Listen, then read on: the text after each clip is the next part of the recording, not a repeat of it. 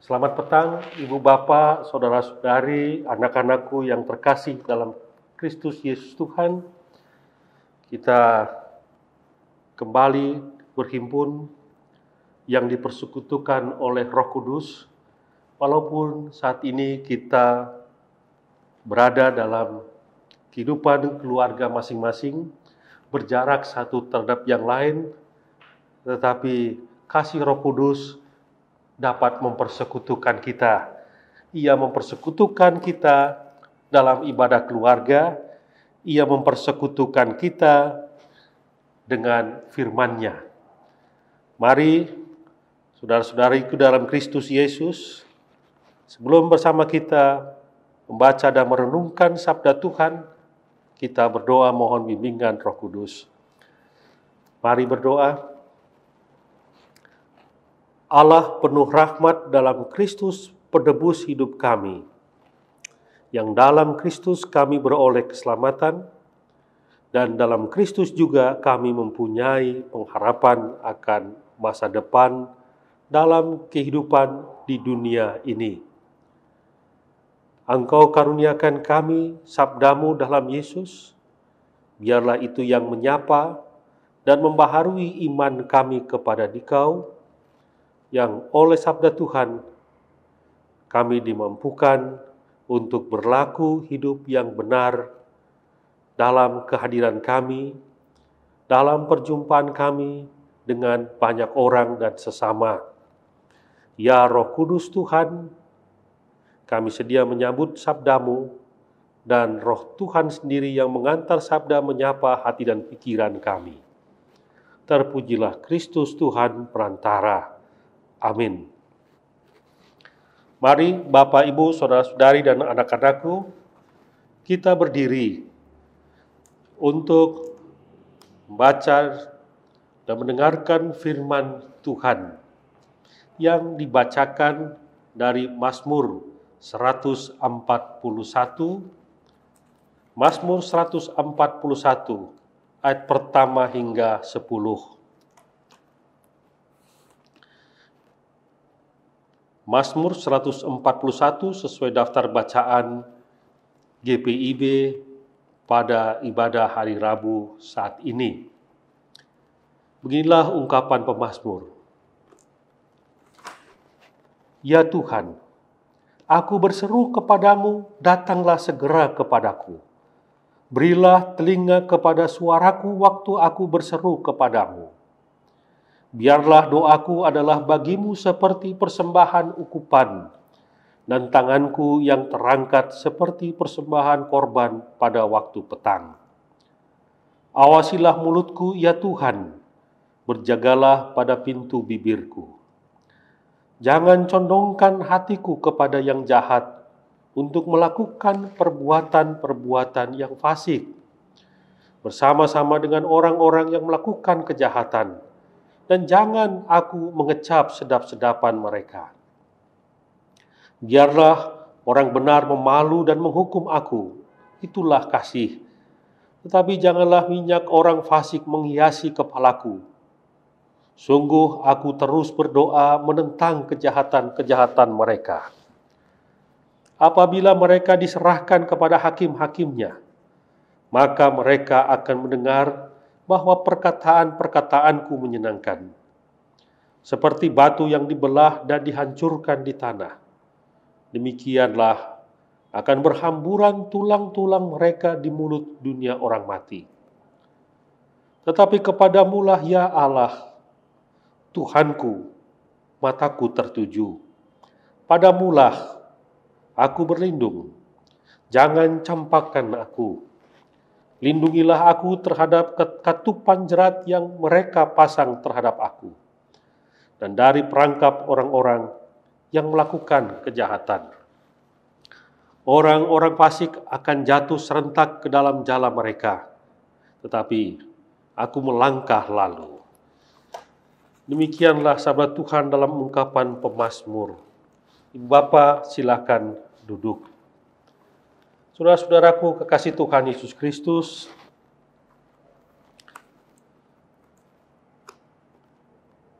Kita selalu ingin hidup damai dengan semua orang. Hidup aman, hidup tentram, bahkan hidup bahagia dengan siapapun. Terutama yang saya katakan tadi, hidup bahagia, tentram, damai dengan siapapun, khususnya dalam lingkup keluarga, dalam hidup saudara bersaudara, dalam kehidupan hubungan orang tua anak. Kita ingin ada dalam keakraban. Dalam keakraban ada bahagia. Dan bahagia itulah berkat, seperti juga yang kita tahu dari ungkapan pemazmur. Allah menurunkan berkatnya dari gunung Hermon dalam persekutuan yang indah. Kekasih Tuhan, ibu bapa, saudara-saudari, dan anak-anakku, betapa sulit dan menggetarkan, betapa suasana yang menegangkan bila relasi yang semestinya indah antar anggota keluarga ada dalam ketegangan itu berlangsung. Yang saya sampaikan ini seperti yang dialami oleh Daud. Daud sementara bersetegang atau berseteru dengan anaknya sendiri, Absalom. Dan inilah ibu bapak saudara-saudariku yang menjadi konteks dari Mazmur 141 ini. Daud, raja yang besar. Daud dikenal Raja Israel Raya yang dapat mempersatukan semua suku Israel. Bahkan di masa Daud kita tahu Israel mempunyai banyak sekali kejayaan di antara bangsa-bangsa. Daud mampu menghadapi banyak musuh, tidak gentar, tidak surut keberaniannya. Daud mampu menghadapi semuanya. Tetapi kali ini Daud mengalami pergumulan yang luar biasa. Saya katakan tadi, konteks dari Mazmur ini, Daud mengalami pergumulan yang berat. Apa pergumulannya? Ketegangan dengan putra mahkota, anaknya sendiri, Absalom. Cerita itu, Bapak Ibu saudara-saudariku, Absalom anak kandungnya berusaha mengejar Daud dan berusaha untuk membunuh Daud. Daud merasa terancam dengan situasi ini. Daud berupaya bukan melakukan perlawanan. Tentu bisa saja Daud melakukan perlawanan, tetapi bukan itu yang dilakukan oleh Daud. Lebih baik dia menghindar dari ancaman anaknya sendiri. Dari situasi sulit itu, saudara-saudari kekasih Tuhan, itulah menjadi seruan Daud. Dan tentu Daud bukan takut. Bukan hanya takut yang dialami oleh Daud. Ia juga marah. Tapi sekarang bagaimana ketakutan dan kemarahan yang tentu ada pada diri Daud dapat ia sikapi, dapat ia kelola dengan baik dan benar di hadapan Tuhan. Rasa marahnya dapat diatasinya dengan baik tanpa harus ada korban di pihaknya ataupun korban di pihak Absalom ataupun korban di antara pengikut-pengikutnya. Daud mengambil langkah bagaimana menghadapi semuanya. Situasi sulit yang dihadapi Daud bukan membuat Daud mengambil keputusan atau langkah sesuai dengan kemampuan, kecakapan, atau kuasa Daud. Situasi ini bagi kita barangkali dianggap ini suatu yang ringan karena Daud seorang raja yang hebat. Bisa saja dia tangani. Tapi Kita perhatikan justru Daud mengambil sikap seperti yang kita baca dalam pemazmur ini adalah dia datang kepada Allah.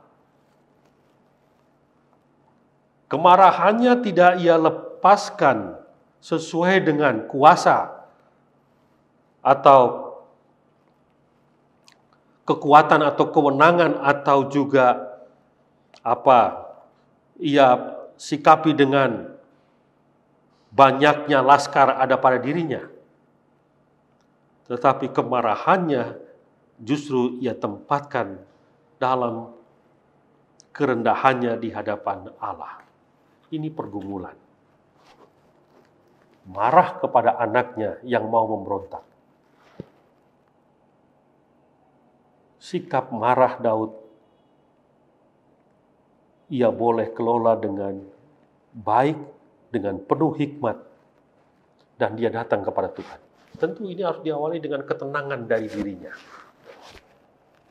Kalau tidak tenang, bagaimana mungkin bisa berdoa?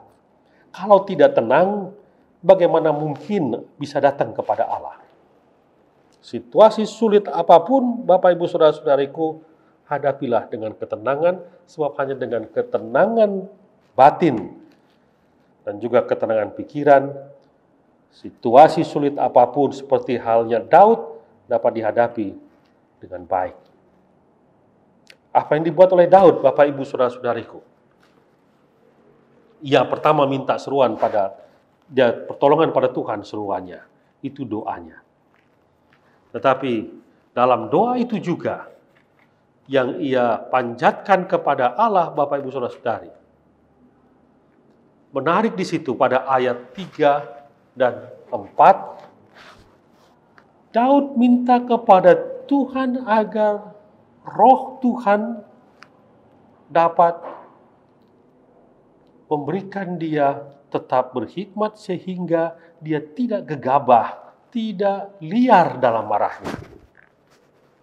Ketika katakan Tuhan, awasi mulutku, berjagalah pada pintu bibirku. Biasa kalau orang sudah marah, sudah emosi, mulutnya itu enggak terkendali. Kalau sudah marah membabi buta, apalagi marah yang diwarnai dengan kejengkelan yang begitu luar biasa, marah yang diwarnai dengan kebencian yang hebat, kebencian yang benar-benar ia mau ungkapkan rasa tidak sukanya, bukan hanya kata-kata kasar, sumpah serapah, banyak diungkapkan, banyak dituturkan. Daud minta pada Tuhan, awasilah mulutku, awasilah bibirku, dan condongkan hatiku. Jangan condongkan hatiku pada yang jahat, sehingga melakukan perbuatan yang jahat. Saudara-saudari, Bapak Ibu, banyak kita jumpai orang yang diperlakukan jahat oleh sesamanya, entah siapapun. Karena diperlakukan jahat, akhirnya dia sikapi juga dengan cara yang jahat, berarti semuanya jadi jahat. Daud meminta kepada Allah, jangan sampai terjadi seperti itu. Betul dirinya disikapi jahat, tapi jangan sampai dia balas dengan sesuatu tindakan, entah perkataan juga, yang ternyata juga jahat. Bab jahat dibalas atau dihadapi dengan juga hal yang jahat hanya menjadi lingkaran setan, lingkaran kejahatan yang tidak pernah putus. Daud menempatkan persoalan ini, sadar dia dirinya dijahati, tapi bagaimana Tuhan tolong supaya aku juga tidak menyikapinya dengan sesuatu yang jahat, entah perkataan atau perbuatan, dan dia meminta kepada Tuhan saja perlindungan.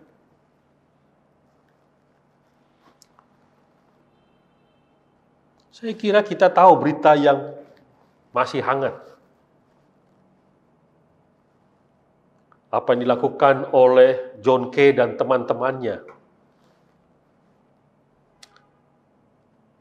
Begitu tega John Kay dan teman-temannya menghabisi keluarga dari John Kay sendiri. Karena John Kay merasa dijahati oleh saudaranya. Karena merasa dijahati, dia juga merasa perlu untuk membalas dengan sesuatu yang jahat. Mungkin kita akan mengatakan, melihat peristiwa apa yang terjadi itu, kita sesali tindakan John Kay. Kenapa sih harus seperti itu tindakannya John Kay? Kita sesali sikapnya John Kay dengan mengatakan seharusnya tidak harus seperti itu. Kita bisa mengatakan demikian karena kita di pihak luar. Kita bisa berkata, menilai, mengkritisi John Kay, tetapi saat kita mengalami itu sendiri, barangkali kita sulit. Kita terbawa emosi, terbawa rasa marah, dan ada kebencian di sana, rasa tidak suka, rasa benci, marah, ini semua menjadi pemicu munculnya dosa. Yaitu mulut yang dapat menyebabkan masalah jadi keruh, atau perbuatan yang juga dapat membuat situasi bukan bertambah damai, semuanya jadi kacau, dan semuanya menjadi keruh, semuanya tersulut kebencian, bahkan mengajak atau akhirnya melibatkan orang-orang luar yang tidak tahu apa-apa juga diajak untuk bergabung dalam kebenciannya. Saya kira inilah yang membuat persaudaraan akhirnya menjadi tidak sehat. Kekasih Tuhan, Ibu Bapak Saudara-saudari, pemazmur dalam mazmur ini mengajak dalam konteks sesuai dengan konteksnya. Saya kira ini memberikan kepada kita hikmat, mengingatkan kepada kita bukannya tidak boleh marah, boleh marah, tetapi hadapilah, sikapilah kemarahan itu dengan ketenangan, sehingga diri kita tidak terpancing untuk mengungkapkan dengan kata-kata atau mengungkapkan dengan perbuatan yang dapat semakin memperburuk keadaan, memperburuk suasana, memperburuk persaudaraan. Mazmur tadi katakan, lebih baik aku ditegur oleh orang-orang yang berhikmat, lebih baik aku ditegur oleh orang-orang yang benar, karena teguran mereka adalah teguran yang penuh kasih. Pemazmur memberikan tuntunan teguran bagi kita sekalian. Ibu Bapak, Saudara-saudari, mari kita bangun terus dan kita bina kembali persaudaraan. Persaudaraan dalam hidup keluarga besar, persaudaraan kita juga dengan semua orang di lingkungan kerja, di lingkungan masyarakat. Kita bina dimulai dengan diri kita sendiri, dapat mengendalikan diri kita, tenang, dan minta Tuhan campur tangan, membimbing dan menyerahkan seluruh segala hal yang membuat kita menjadi marah kepada Allah, sehingga hati dan damai, hati pikiran menjadi bisa tenang. Dapat memaafkan merupakan kekuatan yang luar biasa.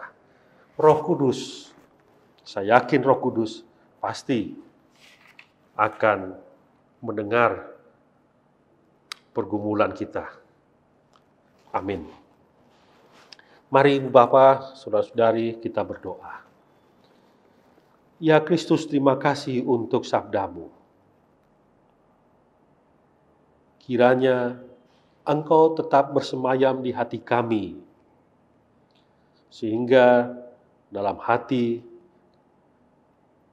suaramu Tuhan dapat kami dengar. Rasa marah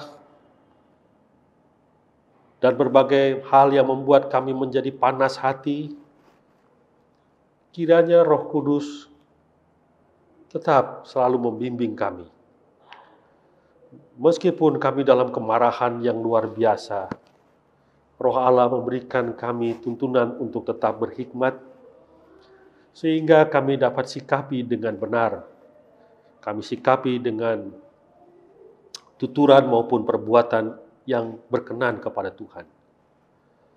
Kiranya saat kami berada dalam situasi harus marah, Roh Allah memberikan hikmat supaya kami tidak memperkeruh suasana, supaya kami tidak lagi melanjutkan suasana menjadi pertikaian yang berkelanjutan, tetapi Roh hikmat menuntun supaya kami dapat membangun kedamaian,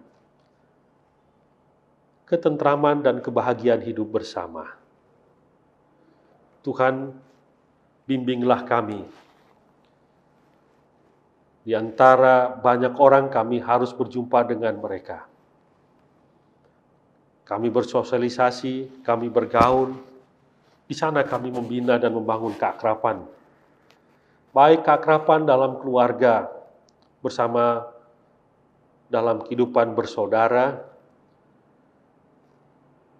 membangun keakraban yang indah, orang tua dan anak, bahkan dengan seluruh sanak famili dalam keluarga besar yang ada.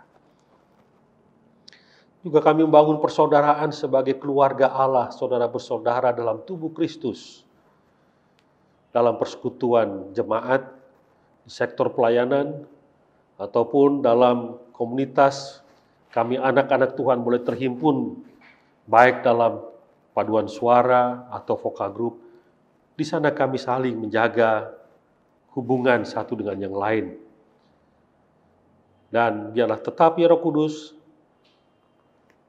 hati kami tetap tertuntun, sehingga kami tidak mudah untuk berkata-kata yang tidak Engkau perkenankan, perkataan yang hanya dapat memperkeruh, juga perbuatan yang hanya menimbulkan suasana jauh dari rasa damai, suasana yang dapat membuat timbulnya kebencian dan keterpecahan persaudaraan yang ada.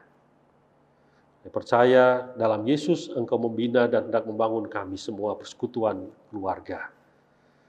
Terpujilah Engkau Tuhan, inilah syukur kami kepadamu. Kasih Tuhan kiranya selalu melingkupi semua kekasih kami, anggota keluarga kami dimanapun jauh dan dekat dalam hidup mereka. Berkatilah setiap keluarga, mereka semua merasakan lawatan Tuhan dalam pergumulannya masing-masing. Pergumulan masalah ekonomi dan keuangan, pergumulan masalah pendidikan bagi anak-anak dan para muda-mudi, pergumulan dalam pekerjaan dan usaha yang sekarang ini betapa sulitnya harus dikerjakan saat pandemi corona masih terus berlangsung. Pergumulan bagi anak-anak kami akan masa depan mereka, juga para muda-mudi dalam bekerja, dalam studi, dalam mereka mencari teman, pendamping hidupnya, semuanya Roh Allah membimbing mereka. Dan Tuhan pakailah kami semua anak-anak-Mu untuk menjadi keteladanan hidup yang baik, yang bersih di dalam kehidupan masyarakat untuk membangun kehidupan yang sehat. Ya Tuhan, kami berdoa bagi seluruh anggota jemaat, bahkan semua orang yang sakit. Lawatan-Mu kiranya membuat mereka merasakan penghiburan sehingga mereka dapat bangkit dan punya pengharapan. Yang berduka, Tuhan juga hadir menjadi sobat sejati dalam hidup mereka. sehingga mereka juga ya Tuhan tidak larut dalam duka, tapi Engkau yang kembali mengangkat mereka untuk tetap menatap masa depan bahwa di dalam Yesus senantiasa ada kehidupan. Tuhan menyertai kiranya bagi semua presbiter, sertailah mereka ya Allah dalam situasi saat ini dalam keterbatasannya harus tetap mendampingi umat-Mu. Berkati hamba-Mu Pendeta Peter Soisa dan Pendeta Rosin Manopo yang senantiasa hadir di tengah umat Tuhan dan bersama presbiter membina dan membangun iman umat Tuhan. Berkatilah keluarga mereka. Dan pada gilirannya kami menyerahkan Tuhan untuk tim multimedia, tim Inforkom, Jemaat Immanuel yang senantiasa bersukacita untuk turut menopang penyelenggaraan pemberitaan firman melalui sarana IT yang ada. Berikan mereka kesehatan, tambahkan kiranya kecakapan mereka untuk mengembangkan karunia pengetahuan tentang IT yang Tuhan anugerahkan. Berkatilah ya Allah mereka yang turut menopang ibadah streaming ini. Terima kasih ya Tuhan, dengan media ini kami tetap dapat terhimpun dalam Roh Kudus. Dalam media ini kami pun terhimpun dalam memuliakan Dikau. Terpujilah Kristus Tuhan, rahmat-Mu kiranya yang melampaui segala akal dan pikiran, tetap melingkupi hati dan pikiran kami. Berkat Allah senantiasa mengiringi seluruh kehidupan umat-Mu, mengiringi setiap kehidupan pribadi lepas pribadi, dalam semua harapan dan rencana yang senantiasa dipertaruhkan dalam tangan Tuhan. Karena Engkaulah ya Yesus yang berkuasa di sorga dan di bumi, sekarang dan sepanjang segala masa. Amin.